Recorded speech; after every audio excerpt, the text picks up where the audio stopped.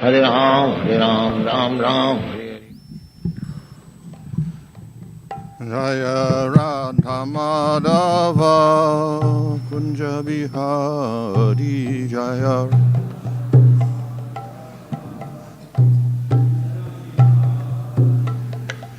Gopijana Vallabha Girivaradari.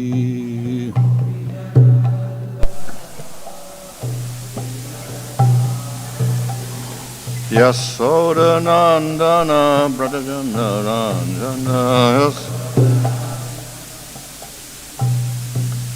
Yamuna Tira Vandatari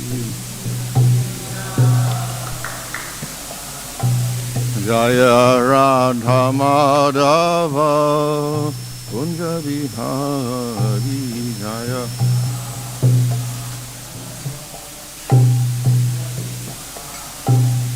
Hare Krishna, Krishna Krishna, Hare Hare, Hare Rama, Rama Rama, Hare Hare.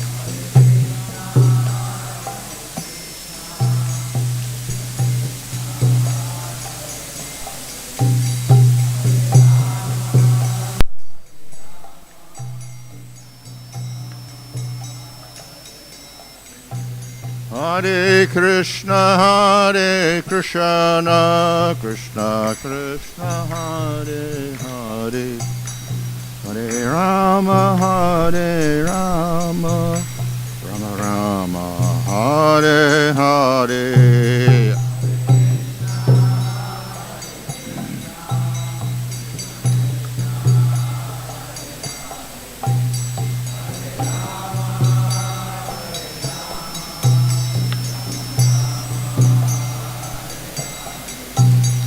Jaya Prabhupada, Prabhupada, Prabhupada, Jaya Prabhupada, Jaya.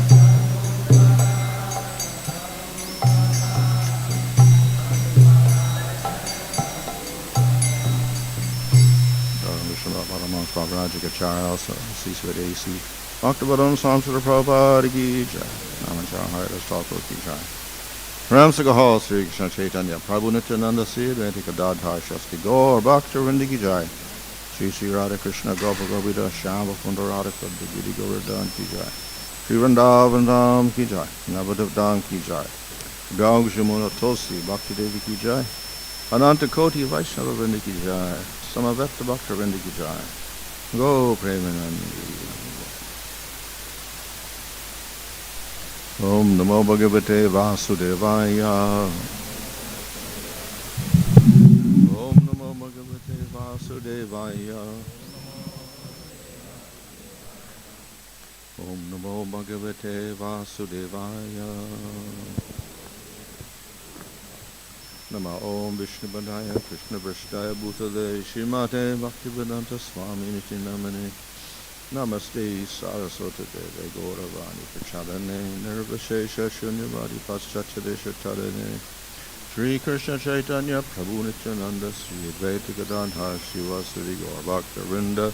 Hare Krishna Krishna Krishna Hare Hare, Hare Rama Rama Rama, Hare Hare. Reading from Srimad Bhagavatam, Canto 11, Chapter 2, verse 40.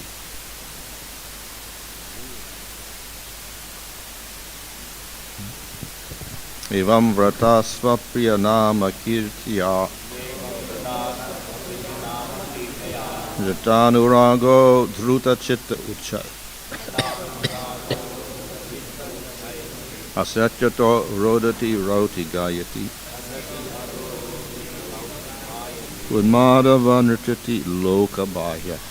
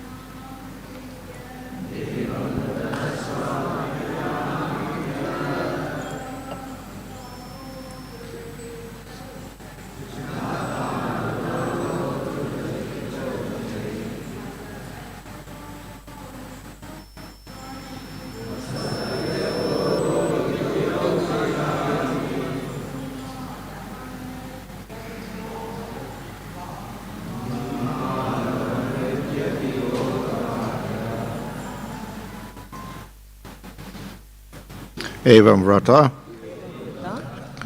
When one thus engages in the vow to chant the name and dance,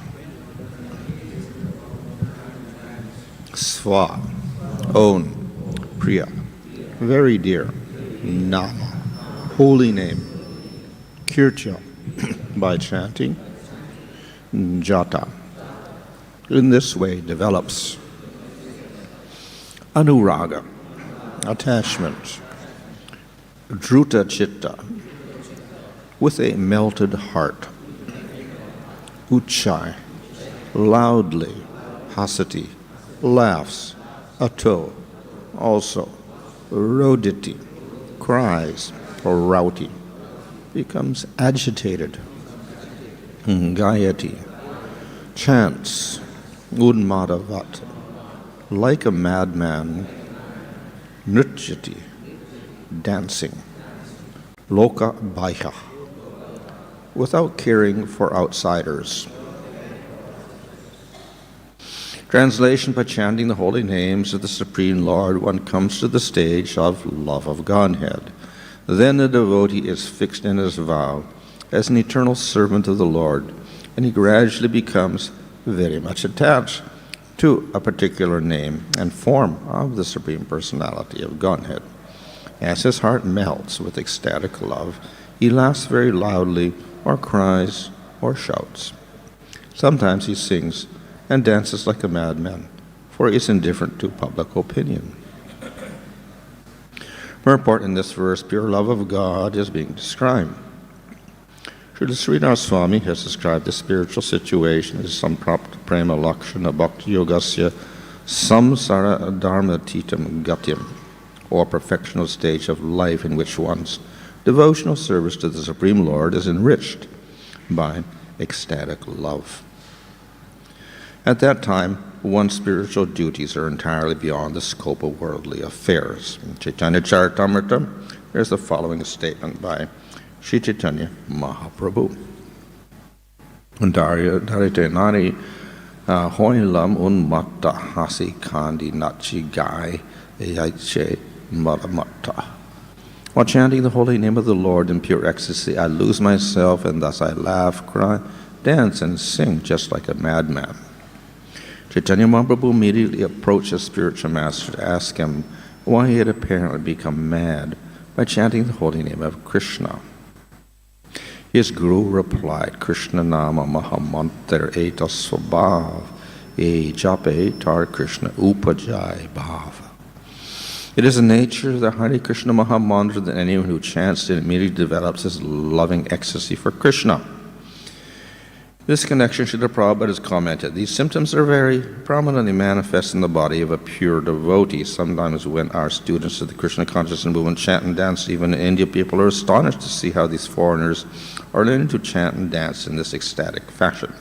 As explained by Chaitanya Mahaprabhu, however, actually, this is not due to practice. For without extra endeavor, these symptoms become manifest in anyone who sincerely chants Hare Krishna Mahamantra. Srila Bhaktisiddhanta Saraswati Thakur has warned us in this regard about the ungodly sahajias who imitate the pastimes of the Supreme Lord in an unauthorized way, neglecting the standard injunctions of Vedic scriptures. foolishly trying to take the position of Krishna or as Purushottama, and thus making a cheap farce of the exalted pastimes of the Lord. Their so-called ecstatic symptoms like crying, shivering, and falling on the ground are not to be confused with the advanced features of devotional service described by Sridhar Swami as Sanprapta Prema Lakshana Bhakti Yoga. Srila Prabhupada comments in this regard, one who has attained this bhāvā stage is no longer under the clutches of the illusory energy. Similarly, Krishna's Kaviraj stage, Panchama Purushartha Premanandamrita Sindhu Mokshadi Anandajar Nahi Ek Bindu. For a devotee who has actually developed bhāvā, pleasure derived from dharma, artha, kama, and moksha appear like a drop in the presence of the sea. As already stated in the previous verse of this chapter, Gāyam vilajja vicharat asanga, one exhibits the ecstatic symptoms of love of Godhead when he is asanga, free from all attachment to material sense gratification. The word loka-bāhyaḥ in this verse indicates that a pure devotee on the platform of prema, love of Godhead, is not at all concerned with ridicule, praise, respect, or criticism from ordinary people in the bodily concept of life. Krishna is the absolute true Supreme Personality of Godhead, and when he reveals himself to a surrendered servant, all doubt and speculation about the nature of the Absolute are vanquished forever. In this connection, Sripad Madhvacharya has quoted the verse from Varaha Purana, Kechit unmāda-vat bhakta bhakya linga pradarshaka, Kechit antara bhaktasyu, Kechit jayavo bhayatmaka, mukha prasada dardyacha, bhaktirgaya na chanyata. Some devotees of the Lord exhibit external symptoms acting like madmen, others are introspective devotees, and still others partake of both natures. It is by one's steadfastness and by the merciful vibrations of emanating from his mouth that one's devotion can be judged, not otherwise. Srila Vishnu Chakravarti Thakur has given a very nice example to illustrate ecstatic laughing and other symptoms of love of Godhead. Oh, that thief Krishna, the son of Yasoda, has entered the house to steal the fresh butter. Grab him and keep him away. Hearing these menacing words spoken by the elderly gopi, jātāti, Krishna immediately prepares to leave the house. The devotee to whom this transcendental pastime is revealed laughs in ecstasy. But suddenly, he can no longer see Krishna, and he cries in great lamentation, "Oh, I have achieved the greatest fortune in the world. Now it has suddenly slipped from my hands." Then the devotee cries loudly, "Oh, my Lord, where are you? Give me your answer." The Lord answers, "My dear devotee, I heard your loud complaint, and so I have again come before you." Upon seeing Lord Krishna again, the devotee begins to sing, "Today my life has become perfect." Thus, overwhelmed with transcendental bliss, he begins to dance like a madman. Srila Vishnu Chakravarti Thakur also notes that the word druta-citta, or with a melted heart, indicates that one's heart, melted by the fire of anxiety to see the Lord, becomes like Jambu Nadi, a river of rose apple juice. Yeah. The acharya further points out nama-kirtanasya savokarsham. The present and previous verse clearly distinguish the exalted position of Shravanam, Kirtanam, Vishnu, chanting and hearing the name and glories of the Supreme Personality of Godhead. Lord Chaitanya also emphasized this by quoting Harinama, Harinama, Harinama eva kevalam, kalo nasteva, nasteva, nasteva gatir anyata. In this age of Kali, there's no alternative, there's no alternative for spiritual progress but the holy name, the holy name, the holy name of the Lord. In his purports to Chaitanya Charitamrita, Srila Prabhupada has given an elaborate explanation of this verse. Srila Bhaktisiddhanta Saraswati Thakur recommends that we study the following verse in this connection. Paravadantu jano yatata va nanu mukuro navayam vicharyama hari rasa madira madati matta bhuvi vilutamo natamo nirvishama. Let the garrulous populace say whatever they like, we shall pay them no regard. Thoroughly maddened by the ecstasy of the intoxicating beverage of love for Krishna, we shall enjoy life running about, rolling on the ground, and dancing in ecstasy.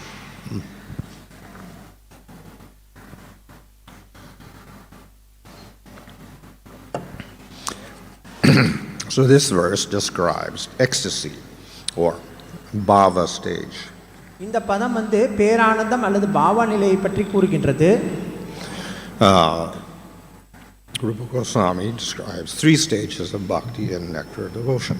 பக்தி ரசாமிர்த சிந்துல ரூப கோஸ்வாமி அவர்கள் பக்தியின் 3 நிலைகளை பற்றி கூறுகின்றார். So the first stage is sadhana bhakti. முதல் நிலை வந்து சாதன பக்தி. It has 2 types. அதுல வந்து 2 வகைகள் இருக்கின்றது. One is vaidhi sadhana, the other is raganuga sadhana. ஒன்று வந்து வைதி சாதன பக்தி, மற்றொன்று ராகானுக சாதன பக்தி. The next stage is called bhāvā. அடுத்த நிலை பாவம். And that's where ecstatic symptoms as described in this verse begin to manifest. இந்த பதத்துல சொல்றபடி பேரானந்தத்தினுடைய அறிகுறிகள் அந்த நிலையில தான் ஒருவருக்கு வெளிப்படுத்தப்படுகின்றது. When bhāvā becomes mature, it is called prema. பாவா முதிர்ந்த நிலையை அடையும் பொழுது அதை பிரேமை என்று அழைக்கின்றோம். So prema and bhāvā are related to each other. Bhāvā is sometimes called the sprout of prema. பாவா மற்றும் பிரேமை இரண்டுமே ஒன்றுக்கொன்று தொடர்புடையது. சில சமயங்களில் பாவா வந்து பிரேமையினுடைய விதையாக கூறப்படுகின்றது. And in both states these ecstatic symptoms will manifest. இந்த இரண்டு நிலைகளிலுமே இந்த பேரானந்தத்தினுடைய அறிகுறிகள் வெளிப்படுத்தப்படுகின்றது. But these symptoms will manifest more intensely in prema. ஆனால் இந்த அறிகுறிகள் பிரேமை நிலையில தான் அதிக அளவில் ஒருவருக்கு வெளிப்படுத்தப்படுகின்றது. So in other words, the attraction to Krishna and the experience of Krishna becomes more intense in prema. வேறு விதத்துல சொல்லணும்னா கிருஷ்ணரிடத்துல ஈர்ப்பு அல்லது கிருஷ்ணரை பற்றிய அதிகமான உணர்வானது பிரேமை நிலையில் ஒருவருக்கு அதிகமாக ஏற்படுகின்றது. As a result of the bliss of the experience with Krishna, one exhibits various symptoms. கிருஷ்ணருடைய பேரானந்தத்தை ஒருவர் அடையும் பொழுது அவர் பலவிதமான அறிகுறிகளை தன்னிடத்தில் வெளிப்படுத்துகின்றார். So these symptoms are, say, spontaneous. இந்த அறிகுறிகள் இயல்பாகவே ஒருவருக்கு வெளிப்படுத்தப்படுகின்றது. We can say involuntary. இது வந்து அவர் எந்தவித அவருடைய முயற்சி இல்லாமல் தானாகவே வெளிப்படுத்தப்படுகின்றது. One doesn't consciously do them. அது வந்து உணர்வோடு ஒருவர் செய்ய வேண்டும் என்று நினைப்பதில்லை. So many of these are called sattvika bhavas. இந்த பாவங்கள் அனைத்தும் சாத்விக பாவங்கள் என்று அழைக்கப்படுகின்றது. So of course there are 8 famous sattvika bhavas. 8 விதமான சாத்விக பாவங்கள் ரொம்ப பிரதானமானதாக இருக்கின்றது. So though they are not, like say, something that we think about doing, they're also part of rasa. இது நாம் நினைப்பது என்பது இல்லாமல் இது ரசத்தின் ஒரு பகுதியாக இந்த பாவங்கள் இருக்கின்றது. So rasa is a combination of sattvika bhavas along with anubhāvas and vyabhachari bhavas and sthāyi bhāva and vibhava. So சாத்விக பாவம் என்றது விபாவா சாத்விக பாவா மற்றும் விபச்சாரி பாவா இவற்றின் கலவையாக கூறப்படுகின்றது. So if you don't have any sattvika bhavas, you don't have rasa. சாத்விக பாவங்கள் இல்லை என்றால் ரசம் என்பது இருக்காது. But we cannot think, well, I'll start crying and shivering, etc., then I'll get rasa. That doesn't work. So நான் வந்து அழுதேன் நான் புரண்டேன் அப்படினா ரசம் கிடைச்சிரும் அப்படி நம்ம நினைச்சோம் அப்படினா அது அப்படி வேலை செய்யாது. So we'll find in the scriptures like Bhagavatam and other literatures and in the pastimes that many of these symptoms sattvika bhavas manifest. So பாகவதத்துல மற்றும் பகவானுடைய லீலைகளை பல இடங்கள்ல பார்க்கிறோம் இந்த மாதிரியான சாத்விக பாவங்கள் வெளிப்படுத்தப்படுவதை. So that indicates their level of advancement there in bhāvā or prema. அது அந்த பக்தருடைய நிலையை குறிக்கின்றது. அந்த பக்தர் பாவம் அல்லது பிரேமையில் இருக்கின்றாரா என்பதை இந்த அறிகுறிகள் காட்டுகின்றது. So some people of course will try to imitate that. ஆனா சில மக்கள் இதை வந்து நகல் செய்யணும் அப்படினு சொல்லி செய்றாங்க. What is the purpose of imitation? இந்த நகல்னால என்ன பிரயோஜனம் ஒருவர் கிடைக்க போகுது? Then people will think, oh, this person's in bhāvā and prema. அப்போ வெளியில இருக்கக்கூடிய மக்கள் நினைப்பாங்க, ஓ இந்த நபர் பாவா அல்லது பிரேமால இருக்காரோ அப்படின்னு நினைப்பாங்க. So that type of imitation is condemned by the Goswamis. ஆனா இந்த நகல் வந்து பாத்தீங்கன்னா கோஸ்வாமிகளால் மிகவும் கண்டிக்கப்படுகின்றது. It is an imitation in order to get fame and profit. இந்த நகல் வந்து பாத்தீங்க அப்படினா புகழ் அல்லது பதவிக்காக ஏற்படுத்தப்படுகின்றது. So nevertheless, as we see, there is an emphasis upon these symptoms. ஆனால் இந்த அறிகுறிகள் மீது அறிகுறிகள் மீது முக்கியத்துவம் கொடுக்கப்படுகின்றது. So they are part of rasa and part of prema. இது வந்து ரசத்தின் ஒரு பகுதி அல்லது பிரேமையின் ஒரு பகுதியாக இருக்கின்றது. Of course, all these activities mentioned here are not sattvika bhavas. இங்கே கொடுக்கப்பட்ட இந்த செயல்கள் அனைத்தும் சாத்விக பாவம் என்று எடுத்துக்கொள்ளப்படாது. So for instance, dancing is not a sattvika bhava. நடனம் என்பது சாத்விக பாவம் இல்லை. It's more related to it's a conscious activity, so we call it anubhava. இது வந்து ஒரு உணர்வுபூர்வமான செயல், இது அனுபவம் என்று அழைக்கின்றோம். So the devotee, of course, doing sadhana bhakti also does dancing and singing, etc. சாதன பக்தி செய்யக்கூடிய பக்தரும் பாத்தீங்கன்னா பாடுறாரு, ஆடுறாரு. So we do this. This is not an imitation of bhava or prema. It's part of sadhana itself. நம்ம வந்து இத செய்யறது வந்து பாவா அல்லது பிரேமாவுடைய நகல் கிடையாது, இது சாதன பக்தியினுடைய ஒரு பகுதியாக இருக்கின்றது. However, there's also a little bit of a difference with a person who has bhava and prema. ஆனால் பாவா அல்லது பிரேமாவில் இருக்கக்கூடிய நபர்களிலிருந்து நாம் செய்யக்கூடிய இந்த விஷயம் வந்து சிறிது வேறுபாடு இருக்கின்றது. As sadhana bhakti, we do these activities as angas of bhakti, and they're largely external. நம்ம சாதன பக்தியில இது பக்தியினுடைய அங்கமாக நாம் இந்த செயல்களை செய்கின்றோம். By doing those activities, the internal bhava or the sthāyi bhava manifests gradually. So இதை நம்ம செய்யும் பொழுது நம்ம உள்ளே இருக்கக்கூடிய ஸ்தாயி பாவம் வந்து படிப்படியாக வெளிப்படுத்தப்படுகின்றது. When that sthāyi bhava actually manifests, that's called the bhava stage. அந்த ஸ்தாயி பாவமானது வெளிப்படுத்தப்படும்போது அதை பாவ நிலை என்று நாம் அழைக்கின்றோம். So the sthāyi bhava is not an activity, it's an emotion. ஸ்தாயி பாவம் அப்படிங்கிறது ஒரு செயல் கிடையாது, ஒருத்தருடைய பாவத்தை வெளிப்படுத்தக்கூடியது. We experience a certain relationship with Krishna. நாம் கிருஷ்ணருடன் ஒரு உறவை அந்த நிலையில் நாம் உணர்கின்றோம். It may be Shanta, Dasya, Sakya, Vatsalya or Madhurya. அது சாந்த நிலையில இருக்கலாம், தாஸ்ய நிலையில இருக்கலாம், சக்கிய நிலையில இருக்கலாம், வாத்சல்ய நிலையில இருக்கலாம் அல்லது மாதுரிய நிலையிலும் இருக்கலாம். So by the external activities of hearing and chanting, etc., gradually this sthāyi bhava stage will manifest. வெளிப்படையாக செய்யக்கூடிய பகவானை பற்றி கேட்பது, பகவானை பற்றி பாடுவது போன்ற செயல்கள் மூலமாக படிப்படியாக இந்த ஸ்தாயி பாவமானது ஒருவரிடத்தில் வெளிப்படுத்தப்படுகின்றது. So when the sthāyi bhava manifests, Krishna also manifests. ஸ்தாயி பாவம் வெளிப்படுத்தப்படும் போது அந்த நிலையில் கிருஷ்ணரும் தன்னை வெளிப்படுத்துகின்றார். And when Krishna manifests, pastimes also manifest. கிருஷ்ணர் வெளிப்படுத்தப்படும் போது அங்கு அவருடைய லீலைகளும் வெளிப்படுத்தப்படுகின்றது. So this of course means that one can see Krishna, one can hear Krishna, one can talk to Krishna, etc. அப்படினா ஒருத்தர் கிருஷ்ணரை பார்க்கலாம், கிருஷ்ணரிடத்துல பேசலாம், கிருஷ்ணரை கேட்கலாம். This means one has developed a spiritual body. அப்படினா ஒருத்தர் வந்து ஆன்மீக உடலை அந்த நிலையில் வளர்த்து கொண்டார் என்று பொருள். We cannot see the Lord with material eyes. நம்மால் பகவானை பௌதிக கண்களின் மூலமாக பார்க்க முடியாது.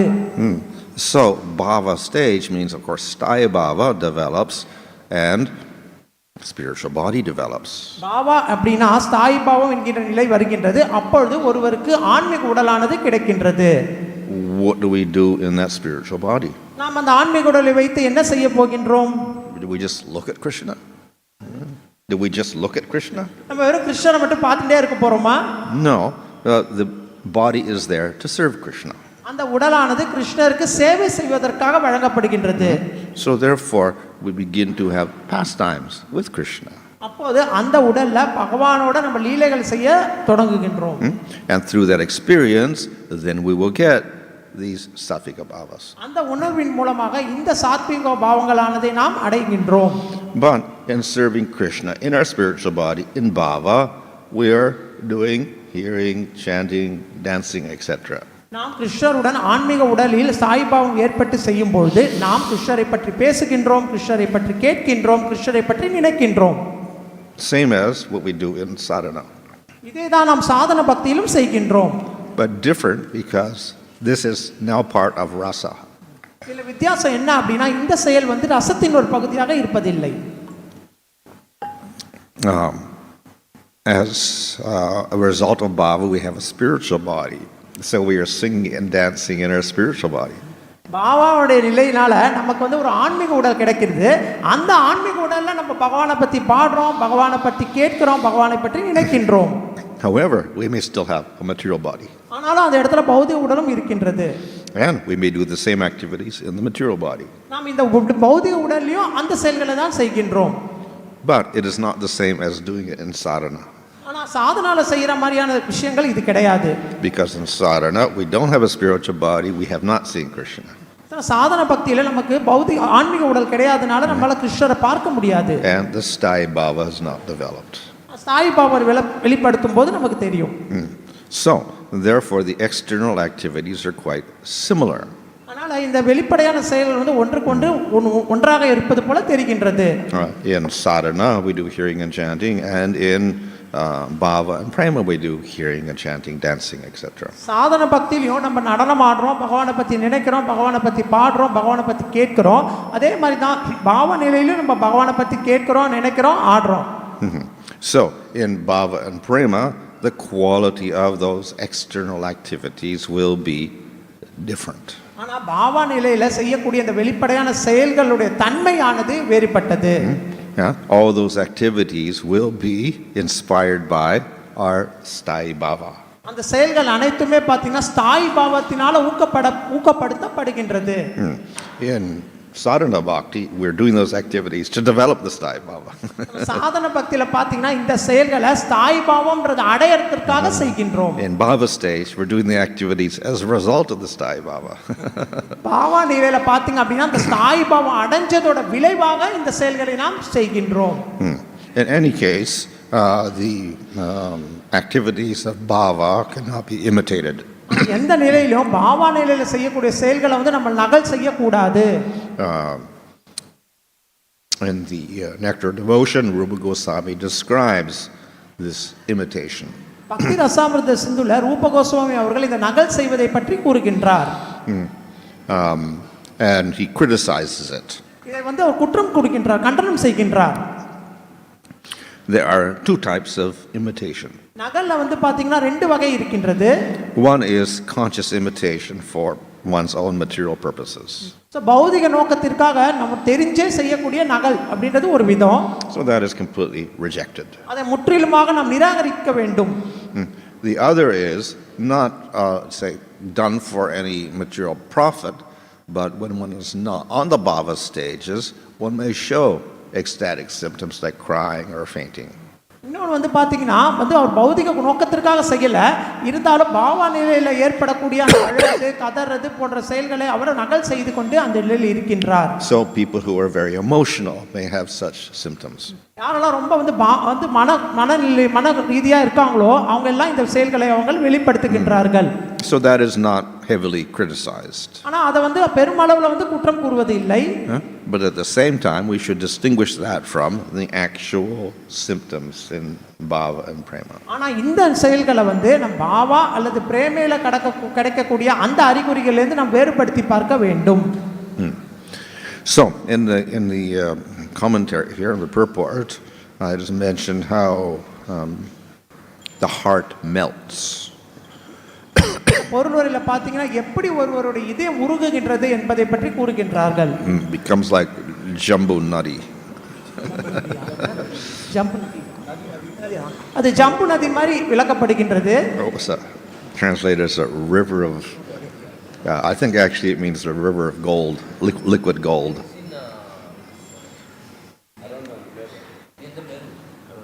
Yeah.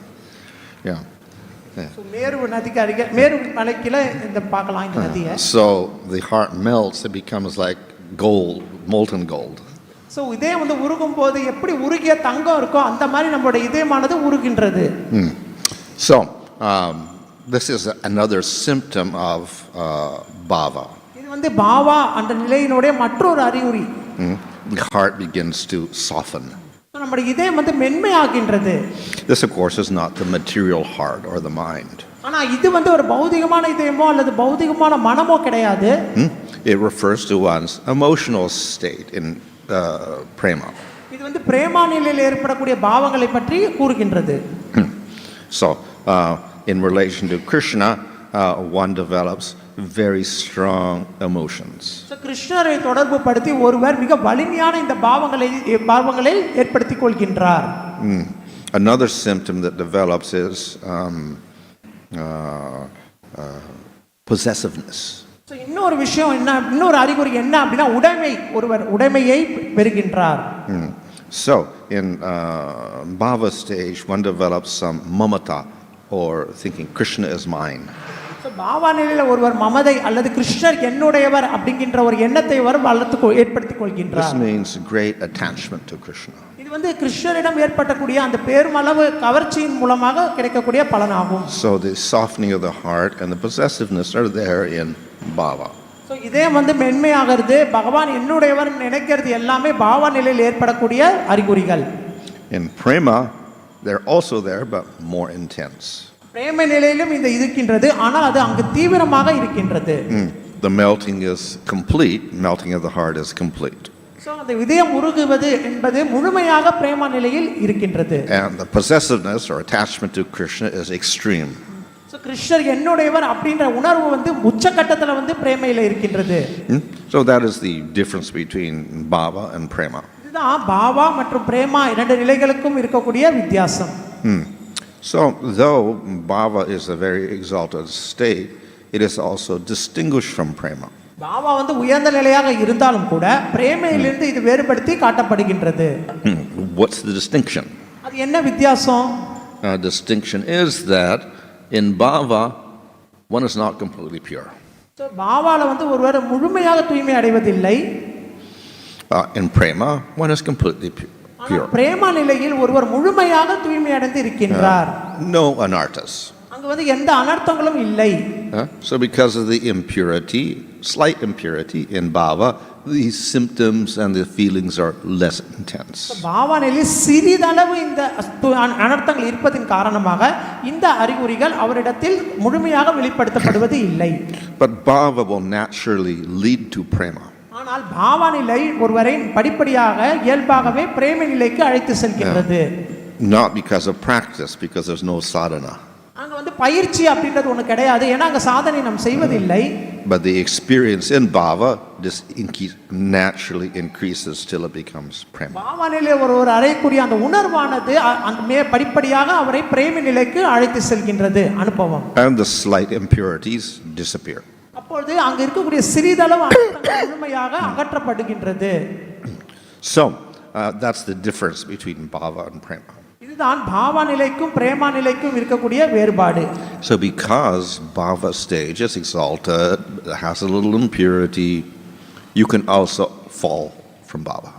So பாவா நிலை உயர்ந்ததாக இல்லை, முழுமையாக இல்லை, அதில் சிறிதளவு அனர்த்தங்கள் இருக்கின்ற காரணத்தினால் ஒருவர் பாவா நிலையிலும் கூட கீழே விழுவதற்கு வாய்ப்பு இருக்கின்றது. The usual cause would be offense. பொதுவாக இதுக்கு என்ன காரணம் பார்த்தோம் அப்படினா அபராதம் தான் காரணம். So that shows the seriousness of offense. Even bhāvā can be affected by offense. So பாவா நிலையில கூட ஒருவர் அபராதம் செஞ்சா விழுந்தலாம் அப்படின்றது அப்ப அபராதத்திற்கு நாம் எப்படி வந்து பயப்பட வேண்டும் என்பதை ஒரு காட்டுகின்றது. If the offense is strong, then one could lose the bhāvā. So அந்த அபராதம் வந்து ரொம்ப வலிமையா இருந்துச்சு அப்படினா ஒருவர் அந்த பாவா நிலையை கூட இழப்பதற்கு வாய்ப்பு இருக்கின்றது. If it is weak, one can weaken the bhāvā. So அது வந்து சோ அப்ப வந்து அபராதத்தினுடைய வலிமை அதிகமாக இருந்தா பாவா நிலை வந்து பலவீனம் அடைகின்றது. The offense may not even be in this life, it could be in a previous life. So இந்த பிறவியில செஞ்ச அபராதம் நம்ம எடுத்துக்கொள்ள முடியாது, இதுக்கு முற்பிறவியில செய்த அபராதத்தின் விளைவாக கூட இருக்கலாம். So that was the case of Bharat. He was in bhāvā stage, but he fell. So இத ஜடபத விஷயத்துல பார்த்தோம், பாவா நிலையில இருந்தாலும் அவர் பாவா நிலையிலிருந்து விழுந்து விட்டார். So he fell because of offense in a previous life. அவர் முன்பிறவியில் செய்த அபராதத்தின் விளைவாக அவர் பாவா நிலையிலிருந்து விழுந்து விட்டார். So that shows the seriousness of offense. So அபராதம் செய்தா என்ன விளைவு கிடைக்கும்ன்றதை இது நமக்கு உணர்த்துகின்றது. In general, of course, bhāvā is rare, so Krishna takes care of that devotee even if he falls. So பாவா நிலை அடைவதற்கு ரொம்ப அரிதானது.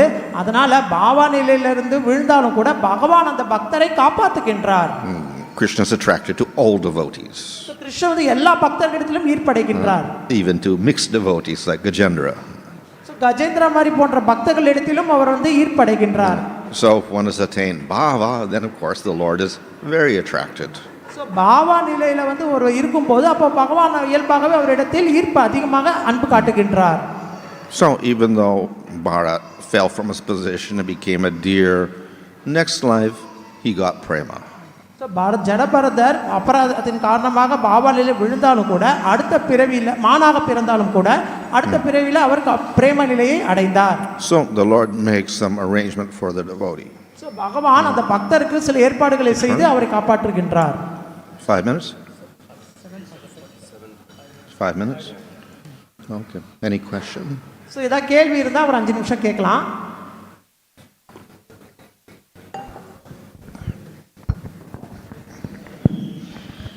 You're explaining this different kind of bhāvā, unmāda-vat, bhāvā, hasati, bhāvā, other things. Is it necessary that all the bhāvā has to manifest simultaneously, then only this it will notice this bhāvā? Is it necessary to manifest all the bhāvā, unmāda-vat, everything everything together and to notice this bhāvā? Or only one can manifest, like in Chaitanya said, example is like in a halwa. To make halwa, you need sugar, you need this all the ingredients. Yeah. One is missing, and there will be problem with this halwa. Yeah. So that's why question is that it is necessary that everything has to manifest simultaneously, then only it will become the bhāvā. Oh, yeah. Do you need all the ingredients, the 5 ingredients to make bhāvā, like anubhāvas and vyabhichari bhāvas and sattvika bhāvas, vibhāva, etc.? So பாவா நிலையில் பார்த்தீங்க அப்படின்னா ஒரு அறிகுறி வெளிப்படுத்தப்பட்டா போதுமா இல்லை எல்லா அறிகுறிகளும் வெளிப்படுத்தப்பட்டா மட்டும்தான் பாவா நிலையில் ஒருவர் உறுதியாக இருக்க முடியுமா? Well, definitely you need vibhāva, which means Krishna and a devotee. If you don't have a devotee, there's no bhāvā. If there's no Krishna, there's so நிச்சயமாக கிருஷ்ணர் இருக்கணும், பக்தர் இருக்கணும். கிருஷ்ணர் பக்தர் இருந்தால் மட்டும்தான் அந்த இடத்துல பாவா நிலை இருக்கும். And you have to establish that emotional relationship, which is the sthāyi bhāvā. So very necessary, both of these things. So அதுக்கப்புறம் வந்து பார்த்தீங்கன்னா கிருஷ்ணரோட அந்த அன்பு பரிமாற்றம் இருக்கணும். ஸோ அந்த விபாவா இருந்தால் ரெண்டு இருந்தாலும் நிச்சயமாக பாவா நிலை இருக்க வேண்டும். In one sense, that is sufficient. You get a nice feeling of bliss. Yeah, you have a relationship with Krishna. Nice. So கிருஷ்ணரோட உறவு வச்சுக்கும் போது அந்த ஆனந்தம் கிடைக்கும். அது ரொம்ப அற்புதமா இருக்கும் அந்த ஆனந்தம். But rasa means more tasty. ரசம் அப்படின்றது ரொம்ப மிக சுவையானது. So one gets more taste from the relationship through serving and doing activities, talking to Krishna, getting response from Krishna, that type of thing. So கிருஷ்ணரோட பேசுறது, கிருஷ்ணருக்கு சேவை செய்யறது, கிருஷ்ணரிடத்திலிருந்து கேட்கிறது போன்ற செயல்களில் ஒரு ஈடுபடும் போது அவருக்கு இன்னும் ஆனந்தம் அதிகரிக்கின்றது. So there's pastimes and there are anubhavas, activities we do in the pastimes, necessary. So அதுக்கப்புறம் அந்த லீலை அனுபவம் அப்போ வந்து அந்த லீலைகளை நம்ம பல செயல்களை செய்கிறோம், அதன் மூலமாக நமக்கு ஆனந்தம் கிடைக்கின்றது. And then there are the emotions related to that, called the vyabhichari bhavas. So அந்த அதிலிருந்து ஏற்படக்கூடிய அனுபவங்கள் விபச்சாரி பாவங்கள் ஒருவருக்கு ஏற்படுகின்றது. So it's not just happiness.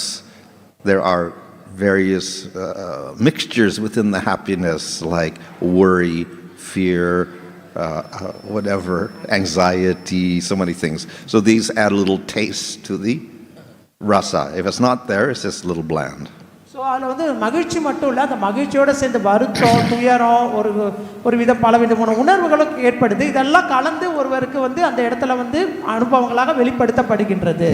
When the vyabhichari bhavas become intense, and of course they're based upon the sthāyi bhava, then we'll get sattvika bhavas. So இந்த பாவங்கள் வந்து முதிர்ச்சி அடையும் போது தான் நமக்கு வந்து சாத்விக பாவங்கள் ஏற்படுகின்றது. And of course the sattvika bhava, you don't think about them, they just naturally happen.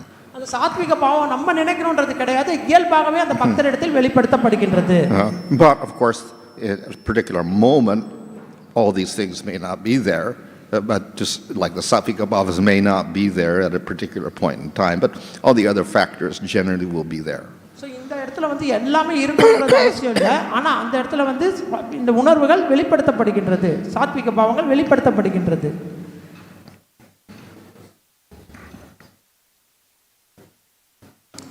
Will the offense carried forward in next life?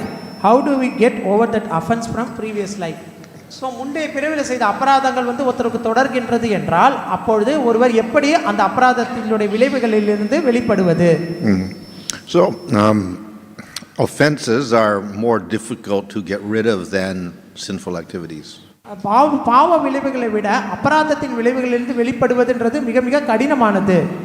The effect of the offense can last a long time. So அந்த அபராதத்தினுடைய விளைவுகள் பார்த்தீங்கன்னா நீண்ட காலம் தொடர்ந்து கொண்டே இருக்கின்றது.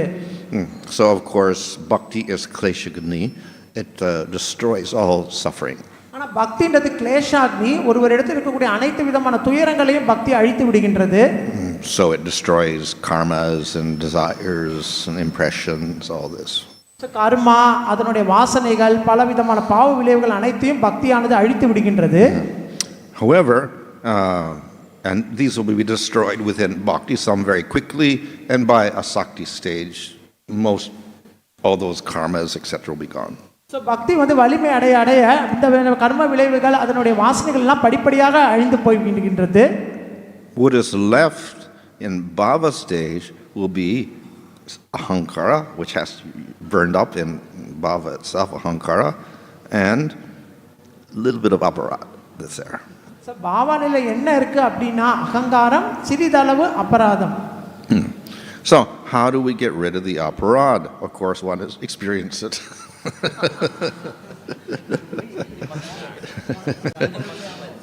So எப்படி வந்து ஒருத்தர் வந்து அதில் வெளிப்படுறது உணர்வு மூலமாக. You get rid of the sin by experiencing the suffering, that's it. So நம்ம பாவத்திலிருந்து வெளிப்பட்டோம் அப்படின்றது எப்படி தெரியும்? நம்மளுடைய துயரங்கள் குறையும் போது நம்ம அனுபவப்படுவோம். Now, of course, bhakti will destroy not only sinful reactions and sins and desires and ahankara, it will also destroy aparādha, but much slower. So பக்தி வந்து பார்த்தீங்கன்னா கர்மா, அதனுடைய வாசனைகள், பௌதிக ஆசைகள் இதை மட்டும் அழிப்பதில்லை, அபராதங்களையும் அழிக்கின்றது. ஆனால் அபராதத்தை அது குறைவாகவே படிப்படியாக அழிக்கின்றது. So all we can do against the aparādhas, we don't even know about them from previous lifetime, is continue the process of bhakti. So நம்ம முந்தைய பிரிவில் எந்த அபராதம் செஞ்சோன்றது தெரியாது, பட் இருந்தாலும் நம்ம பக்தியை தொடர்ந்து பயிற்சி செய்து கொண்டே இருக்க வேண்டும்.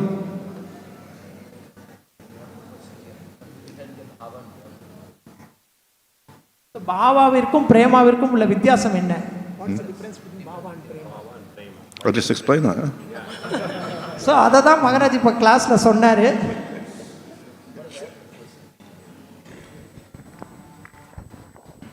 See, it is the nature of Krishna that, if devotee does something, he take it very big way, he expand it.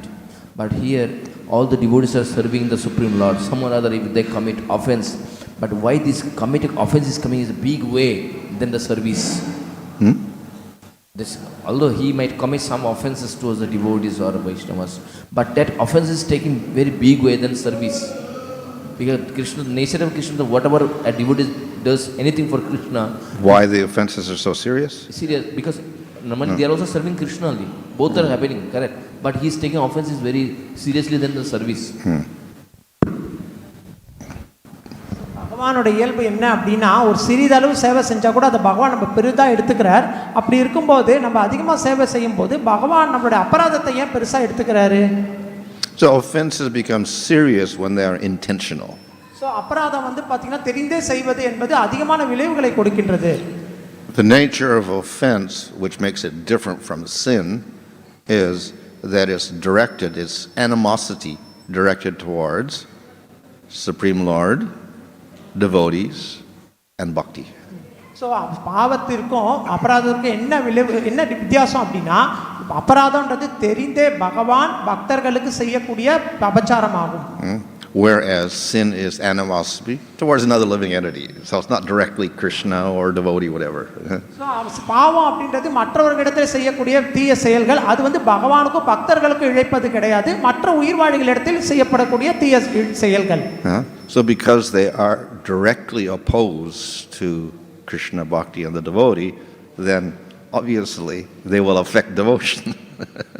அபராதம் அப்படின்றது நேரடியா பகவான் பக்தி மற்றும் பக்தருக்கு செய்யப்படுறதுனால நிச்சயமாக அதனுடைய விளைவு வந்து ஒருவரை பாதிக்கின்றது. So Krishna says, if you're the most sinful person, I don't care really. So கிருஷ்ணரும் சொல்றார், பெரிய பாவிகளை பற்றி நான் பெரிதாக எடுத்துக்கொள்வது இல்லை என்றாரு. Because that is not directly hostility towards the Lord. ஏன்னா அந்த பாவம் அப்படின்றது நேரடியாக பகவானிடத்தில் செய்யப்படக்கூடிய ஒரு தீச்செயல் அல்ல.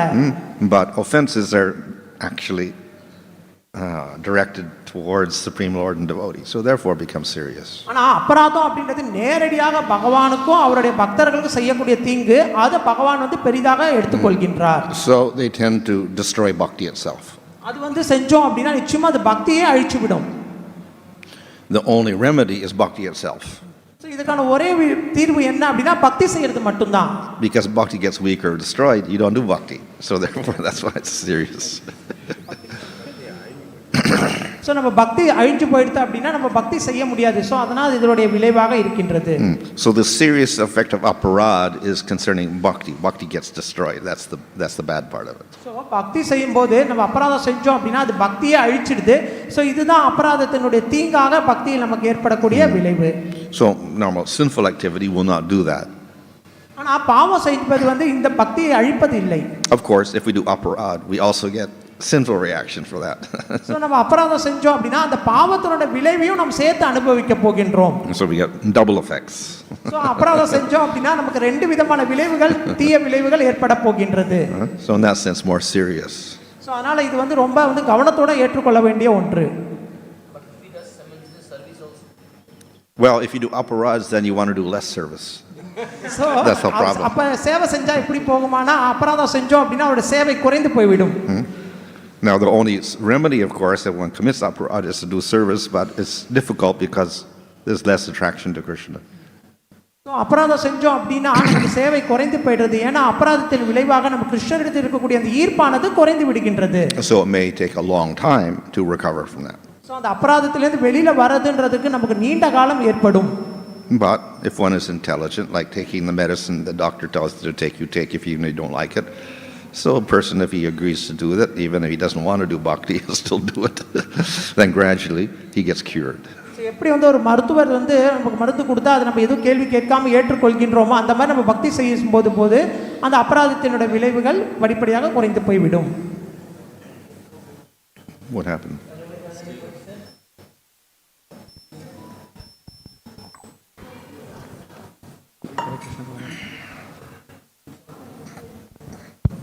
Hare Krishna Maharaj. Thank you so much for your wonderful class and for answering these questions very nicely. So in the previous question when you answered, you said that sinful activity is primarily us affecting other living entities or not the Lord or his associates or the literatures or anything directly. So I was just thinking about that. Could you explain a bit more about that? Like for example, gambling not necessarily affects anyone, or illicit sex doesn't really, it doesn't involve hurting other people, I think. I may be wrong here, but I was just thinking how it is affecting other living entities. Meat eating, I can understand that it directly, it involves affecting another living entity. But the other sinful activities, I was just thinking about that. If you can explain. பாவம் செய்யறது அப்படின்னா மற்ற உயிர்வாழிகளிடத்தில் நம்ம ஏற்படுத்தக்கூடிய தீங்குன்னு சொன்னீங்க. அப்படி இருக்கும்போது சூதாடும் போது யாருக்கும் நம்ம தீங்கு இழைக்கிறது கிடையாது. மாமிசம் சாப்பிடும்போது மற்ற உயிர்களுக்கு நாம் தீங்கு இழைக்கின்றோம். ஆனால் சூதாடும் போது நம்ம எந்த விதமான தீங்கும் யாருக்கும் ஏற்படுத்துவதில்லை. இதை பற்றி கொஞ்சம் சொல்ல முடியுமா? So I'd say in general, the sinful activities involves violence against other living entities. So உண்மையாக வந்து பார்த்தோம் அப்படின்னா பாவம் அப்படின்றது மற்ற உயிர்வாழிகளிடத்தில் ஏற்படுத்தக்கூடிய வன்முறை. But it can involve violence against ourselves also. ஆனால் நமக்கு நாமே வந்து வன்முறை செய்து கொள்வதில்லை. So suicide again is like sin. Suicide is a sin. தற்கொலை மாதிரி இந்த பாவங்கள். So then activities which are detrimental to your well-being are also considered sinful. So நம்மளுடைய முன்னேற்றத்திற்கு எதெல்லாம் வந்து நம்ம தடையா இருக்கோ அதெல்லாம் கூட பாவங்கள் தான். And thus some activities, not just drinking or gambling and things like that, but in the varna ashram system, just not doing your duties properly is a sin. குடிக்கிறது சூதாடுறது மட்டும் பாவங்கள் கிடையாது. வர்ணாசிரமத்தின்படி நம்மளுடைய கடமைகளை நம்ம செய்யாம இருந்தாலும் கூட அது கூட பாவமாக தான் இருக்கின்றது. You don't do your sandhya vandana 3 times a day, it's a sin. நம்ம சந்தியாவந்தனம் 3 வேளை செய்யல அப்படினா அது பாவம். Because it damages your position in sattva or whatever. ஏன்னா அது செய்யாத போது நம்ம சாத்வ நிலையில இருக்கக்கூடிய நம்ம நிலையை வந்து அது அழித்து விடுகின்றது. Of course, indirectly, when we get ourselves damaged through gambling or drinking or whatever, then because of our bad mentality, we're bound to commit violence against other living entities. So மறைமுகமா பார்த்தோம் அப்படினா நம்ம குடிச்சோம் இல்ல மத்த சுதாரணம் அப்படினா அது வந்து மறைமுகமாக மத்த உயிர்வாழிகளில் ஏற்படக்கூடிய வன்முறையாக மாறிவிடும். போக போக நம்ம மற்ற உயிர்வாழிகள் இடத்துல வன்முறை செய்ய ஆரம்பித்து விடுவோம்.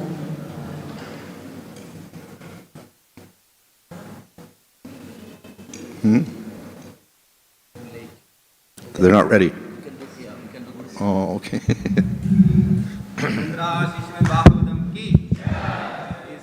Divine Grace Abhay Charana Aravinda Bhakti Vedanta Swami Srila Prabhupada ki